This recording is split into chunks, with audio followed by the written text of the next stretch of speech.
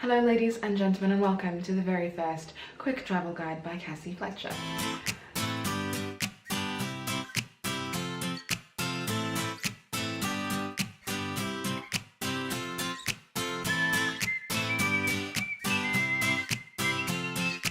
Something I've learned in my 2 years of being cabin crew is that travel is quick and you don't get a lot of time to explore the city. So I've done the legwork and narrowed it down for you.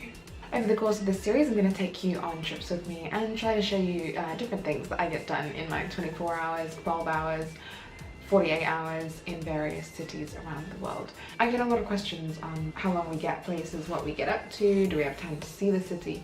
And the answer is yes, but we have to really cram it in but we really have to use our time wisely, and I'm going to help you do that. I'm going to narrow it down, pick out the best things to see.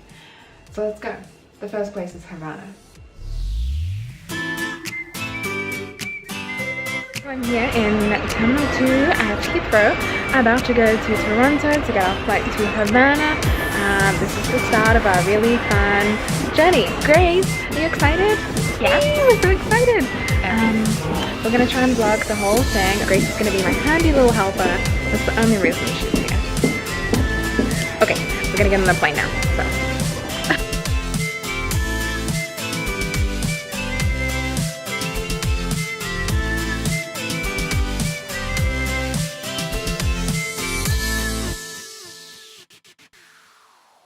So I was in Havana for 7 days, like 6 nights. I came home with having only spent £250 roundabout, so that was way under budget for what I thought I was going to be spending on a 7-day holiday. And it was just so cheap, and the food was amazing. It was so good. Everyone there is really friendly and it feels very safe. I was with one other girl. You know, a lot of the streets aren't lit at night, and the places that we were walking to, you maybe have to walk a little way to get there. And most of the time we would take taxis, which I'll get to later. But if you were going to walk, it's very safe. As a woman, you will get catcalled for the whole trip, but if anything, it just makes your head a little bit bigger. We stayed in the Hotel Nacional, and the hotel was beautiful, so a lot of celebrities had stayed there. You know, because we had 7 days, so we really took our time compared to what we were used to flying around and having only a day to see somewhere. So we really wanted this holiday to be chill and see as much as we wanted to, but also not go home feeling tired, because we do that all of the time, and this was a break for us. So we had a few days by the pool, but we spent a lot of time in Old Havana, and this is where you get all the really cool pictures of colourful houses and classic cars, and all the alleys are really small. There's all these amazing smells. One thing I will say while I'm quickly talking about smells is that the first thing I'll notice about Havana is petrol fumes. When I think of a city, sometimes I'll think of a smell that I associate with it. Havana would definitely be petrol fumes.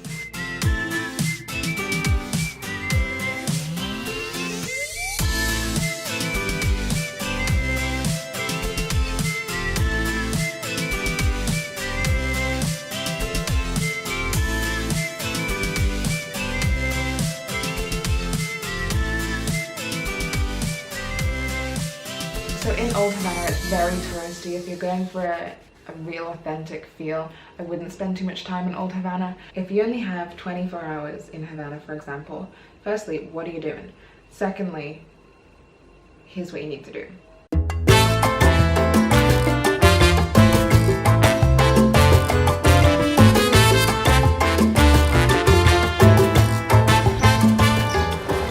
So my camera battery has dive. We're seeing lots of pretty things. We're in Old Havana and we're sitting enjoying a drink in the shade because it's 30 degrees outside and it's hot and we're too hot. Go to Old Havana briefly in the morning, in the afternoon the Capitol building, and late afternoon get a classic car for 1 hour for about 45 pesos, which is the equivalent of like 45 American dollars. He took us to Revolution Square, and he told us various different things about Havana that we hadn't heard before from all the other things that we'd done, or that we'd read in books. And it was nice to hear it coming from someone who kind of knew a bit about the real Havana for us. Anyway, for your meals, I would suggest I can't suggest anywhere for breakfast because we did breakfast near our hotel. Definitely grab some churros, round and about. I'll try and find some good places. My lunch recommendation in Old Havana would be one of these two. Both brilliant, amazing. The best food we had there all week in Havana. Literally, and I would go back like right now. Now, if you're staying in Havana for 48 hours or a little bit more, I would suggest heading over past the Hotel Nacional because there is a Cuba sign. You can actually go through the hotel grounds because it's like a national park, the equivalent of, like it's a heritage site. So you can actually walk through the grounds and get next to the sign. I'm going to list some places here to visit next to that hotel. It's jazz club, somewhere for dinner, somewhere that's more like a cafe, somewhere that we thought was going to be like a chill diner, and it turns out it was not. Like, it was, they handed us napkins with tongs, and that was the moment we thought, okay, this is, we are not dressed for this, but they didn't mind, it was fine. That was one of my favorite places of the whole week.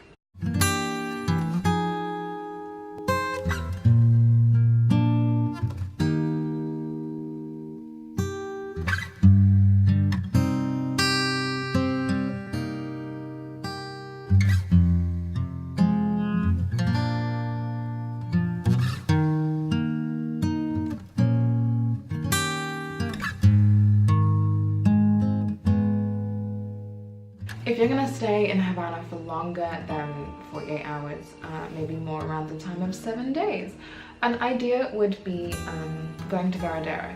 But Varadero is about 3 hours away by bus, and for us that was gonna cost about 100 pesos for the day.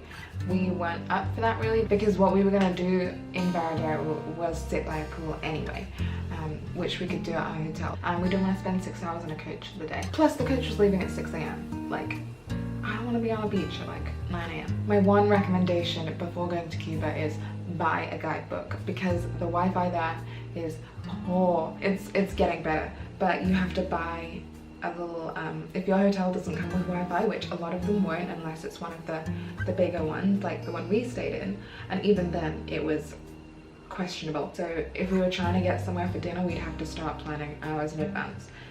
Luckily, I bought the Lonely Planet Havana guide, which was extremely helpful, and that solved all of our problems. It gave us most of our dinner plans, all of which were top notch, like pretty good for the areas that we were in. In that guidebook, it gives you tips for road trips that you could do. It also has a Varadero section in there. I think it has a Trinidad section, and then a few other places like day trips out of Havana. Es un punto de encuentro para el pueblo en nuestra capital.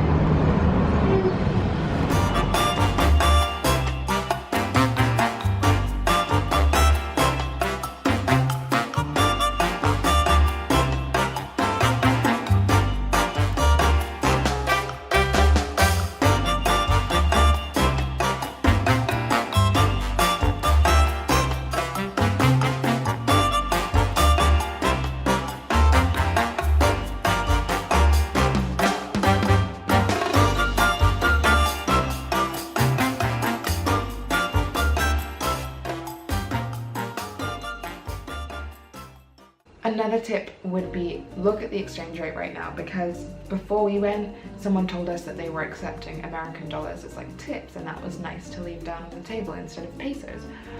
But when we went there, the exchange rate for American dollars was lower than what they would get if we'd given them pesos. Basically, they were losing money if they'd changed that over instead of pesos. We took pounds and changed them into pesos when we got there because that seemed easier for us. Another tip is watch out for scams. There are 2 or 3 that we saw. The first one was someone would come up to you and say, "Oh, welcome to Cuba." They'll compliment you on whatever you're wearing. "Welcome to Cuba. When did you get here?" So we said yesterday. And they said, "Oh, wonderful. What a day to be in Havana. The blessed day. It is the day of cigars." And they would all go out and buy cigars to celebrate whatever the special day was. Then they would offer to show you where you can buy cigars. And this happened to us two or three times. Obviously both times we were like, no thanks, we're fine, like we don't want cigars today. If you want to buy cigars, go to a cigar shop, not a touristy one, because they will be like fake, and these the guys in the street, they're also going to be selling you like bad quality cigars. But good quality, go to a shop. For drinks, I would highly recommend any rooftop bars. Grand Hotel Manzana. Okay, so they have really great views of the Capitol building. They have great sunsets. I'm gonna list some places along here somewhere on this screen right now. Go for drinks in the evening. I wish I liked rum. I tried different rum drinks multiple times in the week, but I couldn't I couldn't bring myself to like it, unfortunately. Everyone raves about the daiquiris and mojitos, Cuba Libres. Like, Cuba Libre I can do because it's like rum and coke, but anything else I was like, no. Be aware if you go anywhere on a Sunday, places start to run out of things, we noticed.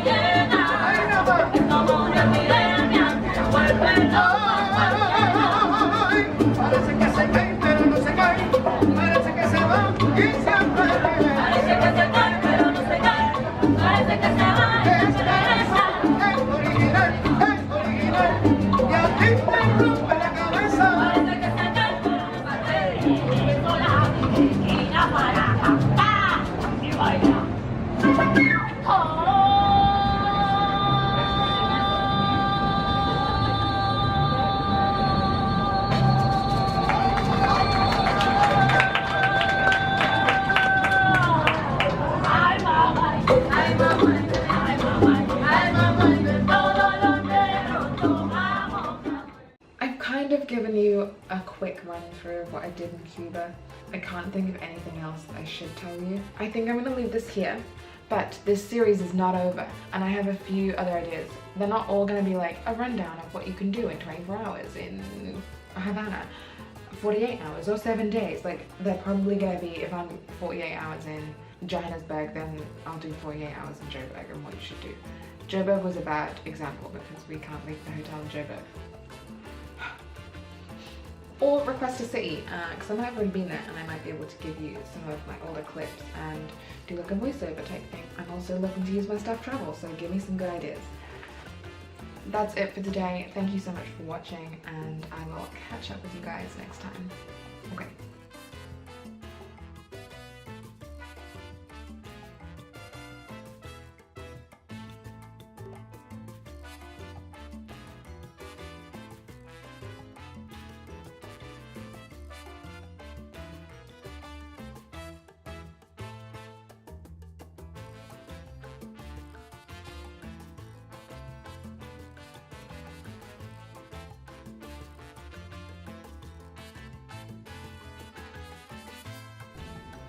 If you like this quick travel guide, be sure to check out my really quick travel guides on Instagram stories to be precise. The idea there is that I give you clips and little tips on what to do in various different cities, and you follow me around for the day, and it's a bit more up to date than YouTube is, this being 3 weeks after I went to Havana, of course. Anyway, make sure to follow me on there and you can keep up to date with that. That's it for now, I think. Okay, bye.